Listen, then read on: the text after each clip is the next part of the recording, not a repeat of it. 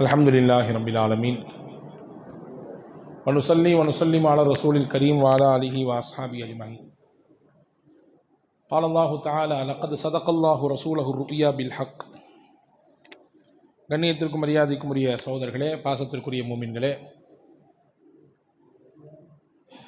சூரா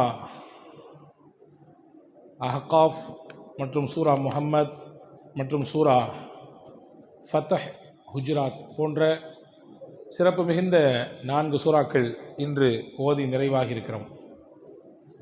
கண்ணியத்திற்குரியவர்களே, இஸ்லாமிய வரலாற்றிலே முஹம்மது ஸல்லல்லாஹு அலைஹி வஸல்லம் அந்த வாழ்க்கையிலே தவிர்க்க முடியாத ஒரு பக்கம் எதுவென்றால், ஹுதைபியா உடன்படிக்கை என்ற ஒரு நிகழ்ச்சி நடந்த நேரம். ஸல்லல்லாஹு அலைஹி வஸல்லம் இரவில் ஒரு கனவு மதீனாவில் வைத்து, என்ன கனவு அப்படின்னா, எல்லாரும் இஹ்ராம் கட்டிட்டு மக்காவுக்கு உள்ளே போகிற மாதிரி கனவு. இஹ்ராம் கட்டி மக்காவுக்குள்ளே போகிற மாதிரி கனவு. ரசூலுல்லாஹ் பார்த்துட்டு காலையில் எந்திரிச்சு சஹாபாக்கள்கிட்ட சொல்கிறாங்க, உம்ராவுக்கு போகிற மாதிரி கனவு. நல்லா தானே இருக்கும், எல்லாத்துக்குமே ஆசை தான். உம்ரா, ஹஜ்ஜி, இஹ்ராமு, தவாஃபு இப்படிலாம் செய்கிற மாதிரி கனவு கண்டாலே அன்னைக்கு காலையில் குதூகலமாக இருக்கும், சந்தோஷமாக இருக்கும். அல்லாஹ் நமக்கு அந்த நசீபை தருவானாக, மீண்டும் மீண்டும் அந்த வாய்ப்பை தருவானாக. அன்பு சகோதரர்களே, சஹாபாக்கள்கிட்ட சொன்னோன்னு சஹாபாக்களுக்கெல்லாம் ரொம்ப குஷி. ஏன்னா அவங்க சொந்த ஊரில் இருந்து அங்கேருந்து வெளியே வந்து சுமார் 5-6 ஆண்டுகளுக்கு மேலே ஆகிவிட்டது. சொந்த ஊருக்கு போகிறோமே அப்படிங்கிறத விட அல்லாஹ்வுடைய ஆலயத்தை பார்க்கறதுக்கான ஒரு வாய்ப்பு. மக்கா என்ற ஊருக்கு சிறப்பு என்ன, அந்த புனித ஆலயம் அங்கே இருக்கிறது என்ற மகத்தான ஒரு பாக்கியம்தான். இப்போ அல்லாஹ்வுடைய ஆலயத்தை பார்க்குற போகிறோமே ஒரு ரொம்ப சந்தோஷம். ஸல்லல்லாஹு அலைஹி வஸல்லம் வாங்க கிளம்பலாம் போகலான்ட்டாங்க. எல்லாரும் இஹ்ராமை கட்டி கிளம்பியாச்சு. கிளம்பி மதீனாவிலிருந்து மக்காவுக்கு வரும் இடையில், மக்காவிலிருந்து கொஞ்சம் முன்னாடி இருக்கக்கூடிய சுமார் ஒரு 10 கிலோமீட்டர் என்று வைத்துக்கொள்ளலாம் இன்றைய காலத்தில். அந்த இடத்தில் வரும் பொழுதுதான் ரசூலுல்லாஹி ஸல்லல்லாஹு அலைஹி வஸல்லம் அவர்களும் சஹாபாக்களும் தடுக்கப்பட்டார்கள். அந்த இடத்திற்கு பெயர் தான் ஹுதைபியா.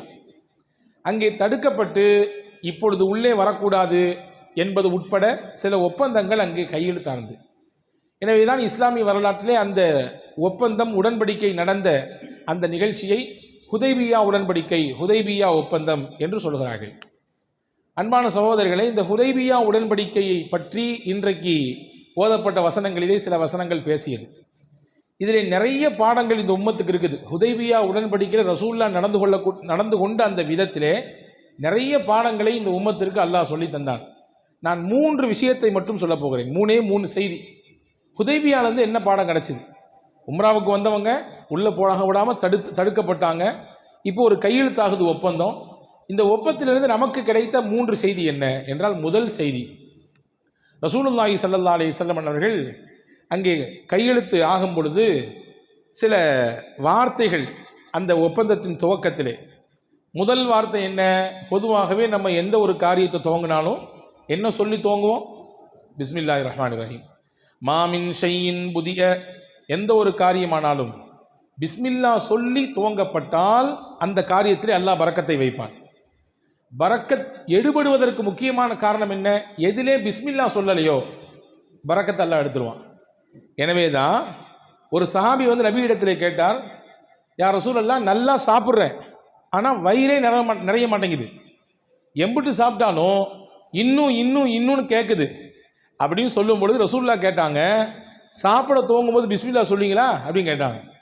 அவர் சிரிச்சார். ரசூல் சொன்னாங்க, இனிமே பிஸ்மில்லா சொல்லி சாப்பிடுங்க. மறந்துட்டீங்கன்னா பிஸ்மில்லாஹி மின் அவ்வலிஹி வ ஆஹிரிஹி சொல்லுங்க. எப்போ நீங்கள் பிஸ்மில்லா சொல்கிறீங்களோ உங்களுடைய உணவிலே ஷைத்தான் கூட்டு சேர மாட்டான். நீங்கள் சொல்லாகட்டி ஷைத்தானும் சேர்ந்திருப்பான். நீங்கள் சாப்பிட்றதா நினைக்கிறீங்க, ஆனால் பெரும்பகுதி அவனும் சாப்பிடுகிறான். எனவே உங்களுக்கு வயிறு நிரம்புவதே இல்லை. இதை மாதிரி எந்த காரியமானாலும் சரி, நல்ல காரியம் எதுவானாலும் சரி, நான் உடைத்தே சொல்லுகிறேன், ஒரு மனிதனின் ஆசை, ஒரு மனிதனின் தேவை, ஆணும் பெண்ணும் சேர்வது என்பது, உடல் உறவின் மூலமாக இணைவது என்பது எல்லா மனிதர்களுக்கும், ஆணுக்கும் பெண்ணுக்குமான தேவை, அவசியம். ரசூலுல்லாஹ் சொன்னாங்க, அந்த நேரத்திலும் கூட பிஸ்மில்லா சொல்லி துவங்குங்கள். உங்களுடைய ஆசையை வெளிப்படுத்தும் இடம். எவரொருவர் அந்த நேரத்திலும் அந்த வார்த்தையை சொல்கிறாரோ அல்லாஹ் அந்த அதிலிருந்து கிடைக்கக்கூடிய அந்த உறவின் மூலமாக உண்டாகக்கூடிய பிள்ளைக்கு அல்லாஹ் பெரிய பரக்கத்தையும் பாதுகாப்பையும் தருகிறான் என்று நபிகள் பெருமானா ஸல்லல்லாஹு அலைஹி வஸல்லம் சொன்னாங்க. அப்போ எல்லா காரியத்திலும் பிஸ்மில்லாங்கிறது ரொம்ப முக்கியம். இப்போ பாருங்க, அந்த உடன்படிக்கை துவங்கும் பொழுது பிஸ்மில்லாஹிர் ரஹ்மானிர் ரஹீம் எழுதுறாங்க. வந்தவர் சொன்னார் பிஸ்மில்லான்னு மட்டும் போடுங்க, அது என்ன ரஹ்மான் ரஹீம் அதெல்லாம் சொல்ல முடியாது, அது ஏற்றுக்க முடியாது. அது எங்களுக்கு ரஹ்மான்னா யாரும் தெரியாது, ரஹீம்னா யாரும் தெரியாது. ரஹ்மான் யார் ரஹீம் யார் என்று நமக்கு தெரியும், அல்லாஹவன் இல்லையா? குலிதுல்லாஹ அவிதுர் ரஹ்மான், அல்லாஹ்வை அல்லாஹ் என்று அழையுங்கள் அல்லது ரஹ்மான் என்று அழையுங்கள். ஐயம்மா ததுஉ ஃபலஹுல் அஸ்மாஉல் ஹுஸ்னா, என்ன பேரை சொல்லி அழைச்சானோ அல்லாஹ்வுக்கு அழகிய திருநாமங்கள் இருக்குது, 99 திருநாமங்கள். அன்பர்களே, இந்த ரமலானில் பரக்கத்தினாலே சொல்கிறேன், வாழ்நாளிலே நாம் கண்டிப்பாக மனப்பாடம் செய்து ஓத வேண்டியது அல்லாஹ்வுடைய அஸ்மாவுல் ஹுஸ்னாக்கள். ரசூல் ஸல்லல்லாஹு அலைஹி வஸல்லம் சொன்னாங்க, எவர் ஒருவர் அஸ்மாவுல் ஹுஸ்னாவை மனனம் செய்து ஓதி வருகிறாரோ அந்த அஸ்மாவுல் ஹுஸ்னாவினுடைய அந்த வார்த்தை அதனுடைய பொருளை உள்வாங்கி தன் வாழ்க்கையிலே செயல்படுத்துகிறாரோ அல்லாஹ் அவருக்கு சொர்க்கத்தை கட்டாயமாக்குவான் நாங்கள் ஸல்லல்லாஹு அலைஹி வஸல்லம். எனவே அன்பர்களே, அஸ்மாவுல் ஹுஸ்னா என்பது அல்லாஹ்வுடைய அழகிய திருநாமங்கள் 99. ஹுவல்லாஹுல்லதீ லா இலாஹ இல்லா ஹுவர் ரஹ்மானுர் ரஹீமுல் மலிக்குல் குத்தூஸ் என்று துவங்கக்கூடிய அந்த அஸ்மாவுல் ஹுஸ்னாக்களை மனனம் செய்வதற்கு முயற்சிக்க வேண்டும். இப்போ பாருங்க, அவங்க சொல்றாங்க ரஹ்மானை ஏற்றுக்க முடியாது, ரஹீமை ஏற்றுக்க முடியாது. ரசூல் ஸல்லல்லாஹு அலைஹி வஸல்லம் சொன்னாங்க, அந்த ஒப்பந்தத்தை எழுதக்கூடியவர் செய்தன அலி ரலியல்லாஹு அன்ஹு, அந்த ரெண்டையும் அழிச்சு விடுங்கன்னாங்க. என்ன யா ரசூலுல்லாஹ் அழிங்கன்னாங்க. அடுத்து பொதுவாகவே லற்று துவங்கும் பொழுது ஃப்ரம் போடுவோம், டூ போடுவோம். அரபியிலே மின் இலா, மின் என்றால் ஃப்ரம், இலானா டூ. மின் முஹம்மதின் ரசூலில்லா இலா குஃபாரி குரைஷ், இதுதான் அந்த கடிதத்தினுடைய துவக்க வரி. அல்லாஹ்வின் திருத்தூதர் முஹம்மது ரசூலுல்லாவிடத்திலிருந்து எதிரிகளான குறைஷிகளான அந்த தலைவர்களுக்கு எழுதப்படுகிற கடிதம், ஒப்பந்தம். அவர் வந்தவர் சொன்னார், என்ன இது முஹம்மது ரசூலுல்லாவா? அந்த ரசூலுல்லால தான் உங்களுக்கும் எங்களுக்கும் பிரச்சனையே. நீங்கள் முஹம்மதுன்றதுல எந்த பிரச்சனையும் கிடையாது, ரசூலுல்லால தான் பிரச்சனை. அது ஏன் எழுதுறீங்க அலிங்கன்னாரு. முஹம்மத் பின் அப்துல்லான்னு போடுங்க, அப்துல்லாவுடைய மகன் முகமது அப்படின்னு போடுங்கன்னாரு. ரசூல் ஸல்லல்லாஹு அலைஹி வஸல்லம் சொன்னாங்க அழிச்சிருங்கன்னாங்க. செய்தனா அலி ரலியல்லாஹு சொன்னாங்க, எனக்கு அழிக்கிறதுக்கு சக்தி இல்லை, அப்படி நீங்கள் அது என்னால் செய்ய முடியாதுன்னாங்க. அப்போ ரசூல் சொன்னாங்க, அவங்க ரசூலுல்லான் என்று என்னை ஏற்றுக்கொள்ளாவிட்டாலும் நான் ரசூலுல்லா தான். அவங்க ஏற்றுக்கிட்டாலும் சரி ஏற்றுக்கிட்டாலும் சரி நான் அல்லாஹ்வுடைய தூதர் தான், காட்டுங்கள் நான் அழிக்கிறேன் என்று பெருமானா ஸல்லல்லாஹு அலைஹி வஸல்லம் தன்னுடைய கரத்தால் அந்த ரசூலுல்லாஹ் என்ற வார்த்தையை அளித்தார்கள். அடுத்த ஒரு முக்கியமான உடன்படிக்கை, எங்கள் பகுதியிலிருந்து யாராவது இஸ்லாத்தை ஏற்றுக்கொண்டு உங்கள் ஊருக்கு வந்தால் நீங்கள் அங்கே வைத்துக் கொள்ளக்கூடாது, திருப்பி அனுப்பிவிட வேண்டும். உங்கள் ஊர்லேருந்து யாராவது மறுபடியும் பழைய மதத்திற்கு மாறி எங்கள் ஊருக்கு வந்துட்டாங்கன்னா நாங்கள் வச்சுக்குவோம், உங்கள் ஊருக்கு அனுப்ப மாட்டோம். இது எவ்வளவு ஒரு முரணான விஷயம், எவ்வளவு நேர் எதிரான காரியம். ரசூல் சொன்னாங்க ஓகேன்னாங்க, சரின்னாங்க. அன்பர்களே, இது ஒவ்வொன்றாக அவர்கள் சொல்ல சொல்ல பெருமானா ஸல்லல்லாஹு அலைஹி வஸல்லம் அதற்கு இணங்கி போவதை போன்றே பேசுகிறார்கள். உமர் ரலியல்லாஹு கொதிச்சிட்டாங்க, யார் ரசூலுல்லாஹ், நம்ம சத்தியத்தில் தான் இருக்கோம், நம்ம ஒன்றும் சும்மா ஒன்றும் வரல, 1400 பேர் வந்திருக்கிறோம். அது மட்டும் இல்லை, பல போர்க்களங்களை கண்டவங்க, நம்ம பத்ரு கண்டிருக்கோம், உஹத கண்டிருக்கோம், ஹந்தக்க கண்டிருக்கோம், ஹுனைனை அடுத்து இது ஃபதஹ் மக்காவுக்கு பிறகுதான் ஹுனைன். இது போன்ற பல யுத்தங்களை கண்டவர்கள் நாமே. ஏன் இவர்களுக்காக வேண்டி இப்படி நாம் பணிந்து போக வேண்டும் என்று கேட்டார்கள். ரசூல் ஸல்லல்லாஹு அலைஹி வஸல்லம் பதிலே சொல்லலை. அபூபக்கர் ரலியல்லாஹு அன்ஹு சொன்னாங்க, ஹஸரத் உமர் ரலியல்லாஹு அன்ஹு. அபூபக்கர் ரலியல்லாஹு ஒரு வார்த்தை தான் சொன்னாங்க, உமர் நீங்களும் நானும் நினைக்கிற மாதிரி முஹம்மது ரசூலுல்லாஹ் அவர்கள் சாதாரண மனிதர் கிடையாது, அல்லாஹ்வுடைய தூதர்.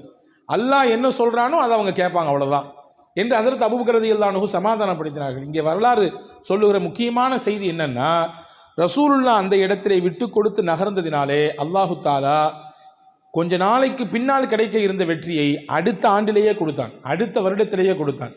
நாம் நினைக்கிறோம் சில சமயங்களிலே ஏன் இறங்கி போகணும், அவங்க தான் சொல்கிறாங்கன்னு சொல்லி நம்மளும் என்ன இறங்கி போக வேண்டிய அவசியம் என்ன என்று நம்ம நினைக்கிறோம்.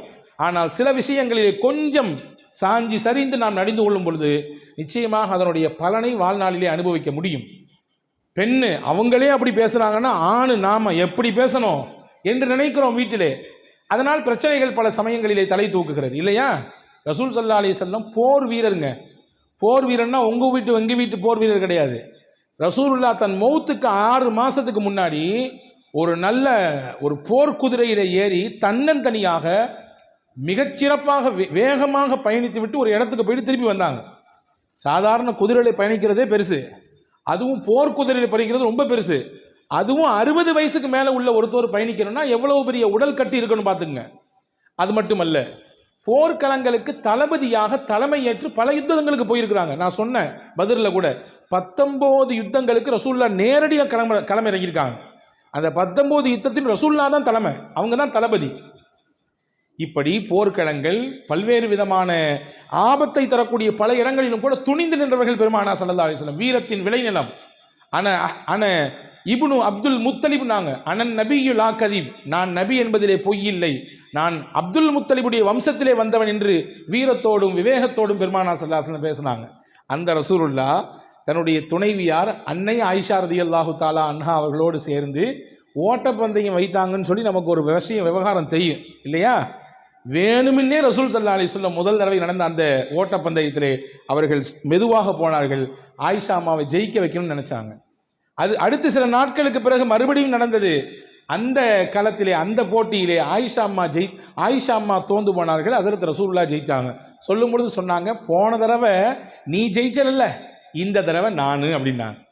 அன்பான சகோதரர்களை, நபி நினைத்திருந்தால் எப்படியும் செய்யலாம், அங்கே எந்த கேள்வியும் எழப்போவதில்லை. ஆனாலும் கூட ஒரு சின்ன விஷயத்தை செய்து எவ்வளவு பெரிய பாடத்தை கற்றுக் கொடுத்து விட்டார்கள்.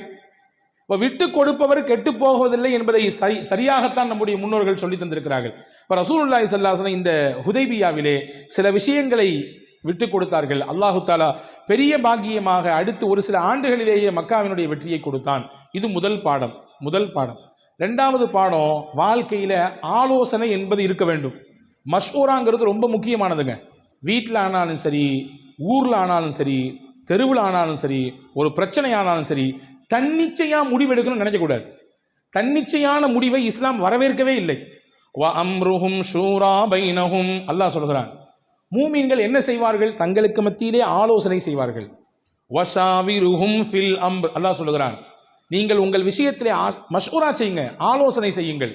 மா ஹாப மனிஸ்தஹார வலா நதும மனிஸ்தஷார வலா ஆல மனிக்தஸர. இஸ்திஹாரான்னு சொல்லுவாங்க தெரியுமா? ஏதாவது குழப்பம் இருக்குது, இதை செய்கிறதா அதை செய்கிறதா, பொண்ணுக்கு 2 இடத்துல இந்த மாப்பிள்ளை வந்திருக்குது, இந்த மாப்பிள்ளையை முடிக்கலாமா அந்த மாப்பிள்ளையை முடிக்கலாமா, 2 தொழிலை தொடங்கணும்னு ஒரு தேட்டம் இருக்குது, அதற்கான நல்ல சோர்ஸ் இருக்குது, எந்த தொழிலை கை வைக்கிறது, இதையா அதையா, 2 இடத்துல வீடு நிலம் வாங்க போகிறோம், எந்த இடத்துல வாங்கலாம், இதை வாங்கலாமா அதை வாங்கலாமா, இப்படி பார்த்துங்க. இப்படி இருண்ட நிலை வரும் பொழுது எதை நாம் தேர்ந்தெடுப்பது? தேர்ந்தெடுக்கும் உரிமையை அல்லாஹ்விடத்தில் கொடுத்துடணும். அந்த அல்லாஹ்விடத்தில் கொடுக்கிற இடம் தான் இஸ்திகாரா.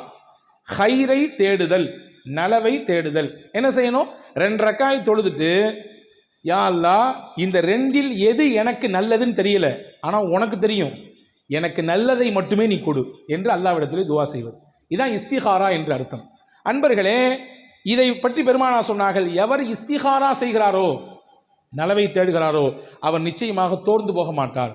வலா நதும மனிஸ்தஷார, ஒரு விஷயத்திலே ஆலோசனை செய்யக்கூடியவர், தன்னிச்சையாக முடிவெடுக்காம 4 பேர்த்துல உட்கார்ந்து என்னங்க செய்யலாம்? வீட்டில் ஒரு குழப்பம், ஒரு பிரச்சனை, ஒரு விசேஷம், 4 பேர்த்துல உட்கார்ந்து வச்சு எல்லாத்தையும் எப்படி என்ன செய்யலாம், எப்படி நிகழ்ச்சி நடத்தலாம், எப்படி கொண்டு போகலாம் என்ற ஆலோசனை செய்வதற்கிறதே, அப்படி ஆலோசனை செய்யக்கூடியவர் நிச்சயமாக அவர் கை செய்தப்பட மாட்டார். வலா ஆல மனிக்தஸர, சுருக்கி செலவு செய்பவர், அதாவது தேவையான அளவுக்கு செய்பவர். கையை விரிச்சு செலவு செய்கிறது இல்லை, மொத்தமாக சுருக்கியும் வச்சுக்கிறது இல்லை, தேவையான முறையிலே நடுநடையோ நடக்கக்கூடியவர், நிச்சயமாக அவர் தோர்ந்து போக மாட்டார் என்று பெருமானார் ஸல்லல்லாஹு அலைஹி வஸல்லம் சொன்னாங்க. அப்போ இந்த 3 விஷயத்தில் ஆலோசனையை பற்றி ரசூலுல்லாஹ் பேசியிருக்காங்க. அந்த ஆலோசனையை இங்கே மிகச்சிறப்பாக வெளிப்படுத்தி காட்டினார்கள் பெருமானார் ஸல்லல்லாஹு அலைஹி வஸல்லம். தடுக்கப்பட்டாச்சு, இங்கே விட மாட்டேங்கிறாங்க மக்காக்காரங்க, இப்போ போங்க, போயிட்டு அடுத்த வருஷம் வாங்கன்றாங்க. எல்லாரும் ஆசையோடு வந்து நிற்கிறாங்க, எஹராம் கட்டியிருக்கிறாங்க. எஹராமில் இருந்து ஒரு அந்த அந்த அங்கே போக முடியாமல் தடுக்கப்படுறது எவ்வளோ பெரிய வழி. நம்ம எல்லாம் பல சமயங்களில் கேள்விப்பட்டிருப்போம். கொரோனாவினுடைய காலகட்டத்தில் எல்லாம் ஃப்ளைட்டில் ஏறி உட்காந்துட்டாங்க, பல பேர் ஏறி உட்காந்தாச்சு. ஆனால் அங்கே லாக்டவுன். ஏறி உட்கார்ந்த பின்னாடி அவங்கள எல்லாத்தையும் மொத்தமாக கீழே இறக்கி, நீங்கள் போக முடியாதான், அங்கே லாக்டவுன் போட்டாச்சு, வீட்டுக்கு போங்க அப்படின்னு அனுப்பி வச்சா. எவ்வளோ பெரிய வழியாக இருக்கும். ஒரு சில ஆண்டுகளுக்கு முன்னால் பல நூறு மனிதர்கள், பல நூறு முஸ்லீம்கள் ஹஜ்ஜிக்கு போகணும்னு எல்லா விதமான முயற்சியும் செஞ்சு ஹஜ்ஜிக்கு போக முடியாத அளவிற்கு சில பல தடைகள் ஏற்பட்டது. எல்லாம் முடிஞ்சு, விருந்து போட்டாச்சு, ஏற்பாடு செஞ்சாச்சு, 4 குறிச்சாச்சு, இங்கேருந்து அங்கே போகணும், அங்கேருந்து போகணும் என்றெல்லாம் எல்லாம் பிளானு முடிஞ்சிருச்சு. ஆனால் கடைசியில் ஹஜ்ஜிக்கு போகக்கூடிய வாய்ப்பு கடைசி நேரத்தில் கிடைக்கல. எவ்வளோ பெரிய வழியாக இருக்குது. அந்த பயணம் செய்ய முடியல என்பது எவ்வளோ பெரிய வருத்தம். இதே வருத்தத்தோடு தான் சஹாபாக்கள் நிற்கிறாங்க. இவ்வளோ தூரம் வந்துட்டோம், உங்கள் உள்ளே போக முடியாதா அப்படின்ற வருத்தம். இப்போ நபி என்ன செய்யணும், என்ன செய்யலாம்? ரசூல் ஸல்லல்லாஹு அலைஹி வஸல்லம் என்ன நினச்சாங்க? அதற்கு அபூபக்கர் ரலியல்லாஹு அன்ஹு ஆலோசனை செஞ்சாங்க. நேராக வீட்டுக்குள்ளே போனாங்க. தனக்கென்று ஒரு சின்ன கூடாரம் இருந்தது. நபியோடு இருந்தவர்கள் சையதத்துனா உம்மு சலமா ரலியல்லாஹு தஆலா அன்ஹா. அந்த நேரத்தில் உம்மு சலமா அம்மா இருந்தாங்க. ரசூலுல்லாஹ் அங்கேயும் இங்கேயும் குறுக்கை மறக்கி நடக்கிறாங்க. உம்மு சலமா ரலியல்லாஹு பார்க்குறாங்க, என்ன விஷயம்னு கேட்டாங்க. இந்த மாதிரி செய்தி, எல்லாம் வரக்கூடாதுன்னு தடுத்துட்டாங்க. எல்லாரும் எஹ்ராமோடு வந்திருக்கோம். திரும்பி போகலாம் என்று சொன்னால் எல்லாருடைய மனநிலையும் அப்படி விட்டுட்டு போகிறதுக்கு முடியலை. என்ன செய்யலான்னு தெரியல, குழப்பமாக இருக்குது. நான் ஒன்று சொல்கிறேன், நீங்கள் செய்கிறீங்களான்னு கேட்டாங்க உம்மு சலமா ரலியல்லாஹு அன்ஹா. நான் ஒன்று சொல்கிறேன், நீங்கள் செய்கிறீங்களா? ஹஜ்ரத் ரசூலுல்லாஹ் சொன்னாங்க, சொல்லுங்கன்னாங்க. ஒன்றுமே சொல்லாதீங்க, இந்த கூடாரத்துலேருந்து வேகமாக வெளியே போங்க, போய் மொட்டை அடிங்க, அடிச்சுட்டு எஹ்ராமை கலைஞ்சிருங்க, கலைச்சிட்டு யார்த்தையும் பேசாதீங்க, நேராக மறுபடியும் கூடாரத்துக்குள்ள வந்துடுங்க, எதுவுமே பேசக்கூடாது. இதை சொன்ன உடனே ஹஜ்ரத் ரசூல் ஸல்லல்லாஹு அலைஹி வஸல்லம் போனாங்க, அதே மாதிரி மொட்டை அடித்தாங்க, எஹ்ராமை கலைஞ்சாங்க, யார்ட்டையும் பேசலை, மறுபடியும் கூடாரத்துக்கு வந்துட்டாங்க. இதை பார்த்தது தான் தாமதம் செய்தன அபூபக்கர் ரலியல்லாஹு அன்ஹு அதே மாதிரி செஞ்சாங்க. மொட்டை அடித்தாங்க, எஹ்ராமை கலைஞ்சாங்க. அபூபக்கர் ரலியல்லாஹு செஞ்ச மாத்திரமே அங்கே இருந்த சஹாபாக்களில் பலர் எல்லோரும் மொட்டை அடித்தார்கள், எஹ்ராமை கலைந்தார்கள். அங்கே பிரச்சனை தீர்ந்தது. எல்லோரும் மறுபடியும் ஊருக்கு தயாராகி கிளம்ப துவங்கி விட்டார்கள். இங்கே என்ன விஷயம்னா, ரசூல் ஸல்லல்லாஹு அலைஹி வஸல்லம் தன்னுடைய துணைவியார் அன்னைய உம்மு சலமா ரலியல்லாஹு அன்ஹுடைய அந்த சின்ன ஆலோசனையை கையில் எடுத்தார்கள். பெரிய குழப்பம் அங்கே தீர்ந்தது, முடிவுக்கு வந்தது. இல்லையா? உனக்கு என்னமா தெரியும், நீ வீடேன்னு இருக்கிற, உனக்கு நான் பல இடத்துக்கு போயிட்டு வர்றேன், 4 பேரை பார்க்குறேன், 4 நாட்டுக்கு போகிறேன், 4 ஊருக்கு போகிறேன் என்று தட்டி விடவில்லை. பெண்ணாக இருந்தாலும் அந்த பெண் சொல்லுகிற யோசனையும் பல நேரங்களிலே நமக்கு கை கொடுக்கும். மனைவியினுடைய யோசனை இருக்கிறது பல சமயங்களில் கை கொடுக்கும். நான் வேடிக்கையாக பல இடத்துல சொல்லியிருக்கேன் இந்த கதையை. ஒரு ஊரில் ஒரு பெரிய குத்துச்சண்டை மாஸ்டர் இருந்தாதாமா, குத்துச்சண்டை ஃபைட்டிங். அவர் தன்னுடைய மாணவர்களுக்கு எல்லாத்துக்கும் சண்டையை கற்றுக் கொடுத்தாரு. எல்லாரும் நல்லா படித்தாங்க, ஒரு மாணவன் மட்டும் ரொம்ப பெஸ்ட்டாக படித்தான். இவருக்கு ரொம்ப சந்தோஷம். அதாவது ஆசிரியருக்கு பெரிய சந்தோஷம் என்ன தெரியுமா, தன்கிட்ட படித்த மாணவன் ஒருத்தன் ரொம்ப சிறப்பாக இருக்காங்க, அதை விட பெரிய சந்தோஷம் ஆசிரியருக்கு வேறு ஒன்றுமே கிடையாது. இல்லையா? பெற்றோருக்கும் ஆசிரியருக்கும் மட்டும்தான் அந்த எண்ணம் இருக்கும். பெற்றோருக்கும் ஆசிரியருக்கும் மட்டும்தான் நல்லா இருந்தாங்கன்னா சந்தோஷப்படுவாங்க. அதை விட்டு பல நபர்கள் பல சமயங்களிலே கையையும் காலையும் சொரிந்து கொண்டு தான் இருக்கக்கூடிய சூழல் இருக்கிறது உலகத்தில். அப்போ என்ன செஞ்சார், அந்த மாணவனுக்கு மட்டும் எல்லா கலைகளையும் நுட்பத்தையும் ஃபுல்லாக சொல்லிக் கொடுத்தார். ஒரு கட்டத்தில் எல்லாத்தையும் ஃபுல்லாக சொல்லிக் கொடுத்த பின்னாடி அவன் ஒரு நாள் ரிங்கில் வந்து நின்று என் கூட வாங்க சண்டைக்குன்னு கூப்பிட்டான். என் கூட சண்டைக்கு வர முடியுமா, உங்களால் ஜெயிக்க முடியுமா, பந்தயம் கட்டிக்கலாம், வேணா போட்டி வைக்கலாம், பார்க்கலாமே அப்படின்னா. எல்லா நபர்கள்ட்டையும் சொன்னான். நான் என்னுடைய மாஸ்டரை கூப்பிட்டு பார்த்தேன், அந்த ஆள் பயப்படுறாரு போல தெரியுது அப்படின்னு. வேணா வர சொல்லுங்கள், இந்த குறிப்பிட்ட நாளில் இந்த ரிங்கில் வச்சு சண்டை அப்படின்னு. இவருக்கு கையும் ஓடல காலும் ஓடல, எல்லாத்தையும் சொல்லி கொடுத்து வளர்த்த கடா மார்பிளை பாயுதே அப்படின்ற மாதிரி என்ன அவருக்கு. வீட்டுக்கு போனார், அங்கிட்டு இங்கிட்டு இவரும் அலைஞ்சார். அந்த அம்மா என்னன்னு கேட்டுச்சு. ஒன்றும் இல்லைம்மா, நான் எல்லாத்தையும் மொத்தத்தையும் சொல்லி கொடுத்துட்டேன், ஒன்று கூட மிஸ் பண்ணலை, எல்லாம் சொல்லி கொடுத்தாச்சு. அந்த பையன் இளவட்ட பையன், நான் வயசாகி போச்சு 60+, நான் என்ன பண்ண முடியும், ஒரு அடியில் சாய்ச்சிருவானே என்னைய என்ன பண்ணுறது, மாணவனிடத்திலே குரு தோந்து விட்டால் என்ற பேரளவா வந்துவிடும் என்று சொன்னார். அந்த அம்மா இதான் பிரச்சனையா, ஒன்றும் குழப்படாதீங்க, கொஞ்ச நேரம் இங்கே நேர கடகடன்னு அடுப்படைக்கு போச்சு. அடுப்புகளில் போய் அந்த பருப்பு கடையத்துக்கு ஒரு மத்து வச்சுருப்பாங்க எல்லா வீட்லையும், அது மத்துன்னு தானே சொல்லுவோம் அந்த ஊரெலாம், மத்து. அந்த மத்தை எடுத்துக்கொண்டு நேராக கொண்டு அந்த அம்மா கையில் கொடுத்துச்சு கணவர்கிட்ட. அவர் கேட்டார், குத்துச்சண்டைக்கு போகிற எனக்கு இருக்கே மத்து அப்படின்னு கேட்டார். ஒன்றும் சொல்லாதீங்க, போய்கிட்டே இருக்கீங்க. மத்தை தூக்கிட்டு போனார் வேக வேகமாட்டு. ரிங்குக்கு போனார். ரிங்குக்கு போக கூட இல்லை, அவன் வேகமாக ரிங்கிலேருந்து கீழே இறங்கி ஓடி வந்து கையை பிடிச்சிட்டான்.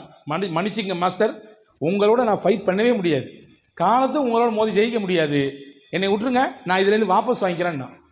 இவருக்கு ரொம்ப ஒன்றுமே புரியல, என்ன இது இப்படி இந்த மாதிரி ஒரு மிராக்கல் நடந்துட்டு இருக்குது. உடனே அவன் சொன்னான், மாஸ்டர் குத்துச்சண்டையினுடைய எல்லா ரூட்டையும் சொல்லி கொடுத்தீங்க, மத்துச்சண்டை எப்படி போகணும்னு சொல்லி தரலையா அப்படின்னு அவன் கேட்டானா. மத்துச்சண்டை எப்படி போடணும் தெரியாது எனக்கு, அதை சொல்லிக் கொடுங்களான்னு கேட்டானா. அன்பர்களே, சில சமயங்களிலே மனைவிமார்கள் சொல்லக்கூடிய ஆலோசனை மிகப்பெரிய உந்துதலாக இருக்கும். ஆலோசனையை இந்த ஹுதைபியா உடன்படிக்கை நமக்கு சொல்லித் தருகிறது. 2 3வது முக்கியமான விஷயம், பிரச்சனைன்னு வந்தால் அதை சுமூகம் பண்ணக்கூடிய நபருடைய எண்ணம் எப்படி இருக்க வேண்டும், அதை பற்றி இந்த ஹுதைபியா உடன்படிக்கை பேசுகிறது. ஹஸரத் ரசூலுல்லாஹ் தடுக்கப்பட்டிருக்கக்கூடிய சமயத்தில் ரசூலுல்லாஹ் மக்காவுக்குள்ளே ஒருத்தர் அனுப்பி வச்சாங்க. யார் அனுப்புனாங்க தெரியுமா? உஸ்மான் ரலியல்லாஹு அனுப்பி வச்சாங்க. உஸ்மான் ரலியல்லாஹு ரசூலுல்லாஹ் ஏன் தேர்வு செய்யணும் அப்படின்னா, அதுக்கு பின்னாடி ஒரு காரணம் இருக்குது. மக்கால எல்லாருமே ஏற்றுக்கொண்டு சமாதானமாக இருக்கக்கூடிய ஒரு நல்ல மனிதர் யாருன்றால் உஸ்மான் ரலியல்லாஹு. உஸ்மான் ரலியல்லாஹு சொன்னால் யாரும் தட்ட மாட்டாங்க, யாரும் அவருக்கு எதிர்ப்பாக இறங்க மாட்டாங்க.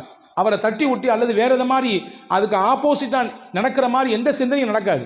எனவே தான் ரசூலுல்லாஹ் மிகச்சரியாக தேர்வு செய்து உஸ்மான் ரலியல்லாஹு உள்ள அனுப்புனாங்க. ஆனால் அந்த பையலுக்கு கேட்கல, அது வேற விஷயம். ரசூலுல்லாஹ் அனுப்பி ஆளை பாருங்க, கரெக்டான தேர்வு. அதாவது ஒரு பிரச்சனை, அங்கே ஏதாவது சுமூகம் செய்யணும், யாரையாவது பிடிச்சி எப்போ அனுப்பி வச்சு அந்த ஆள் போய் கூட கொஞ்சம் 4 பிரச்சனை ஏற்படுத்தி விட்டாருன்னா பெரிய சங்கடமா போயிருமா இல்லையா? எனவே தான் அல்குரானை பாருங்க சொல்லுது, கணவன் மனைவிக்கு பிரச்சனை என்றால் அதை சமரசம் செய்து வைக்கவருடைய எண்ணம் எப்படி இருக்க வேண்டும்? சேர்த்தி வைக்கணுன்ற எண்ணத்தில் போய் உட்காரணும். இவங்க 2 பேரும் எப்படியாவது இணைச்சிடணுன்ற எண்ணத்தில் உட்காரணும். எப்படியாவது பிரித்து விட்டுறலாம் அல்லது வேற ஏதாவது அந்த எண்ணப்பாடெல்லாம் இல்லாமல் இருந்துச்சுன்னா சமரசம் சுலுகு ஏற்படாது.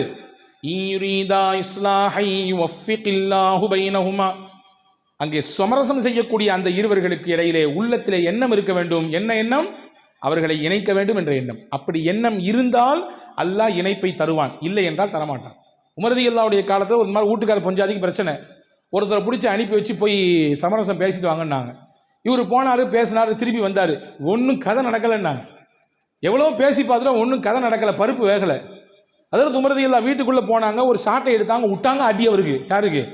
இந்த சமரசம் பேச பண்ணார்ல அவருக்கு அடி விட்டாங்க. என்ன சமரசம் பேச்சு நடக்கலை, கதை நடக்கலைன்னு.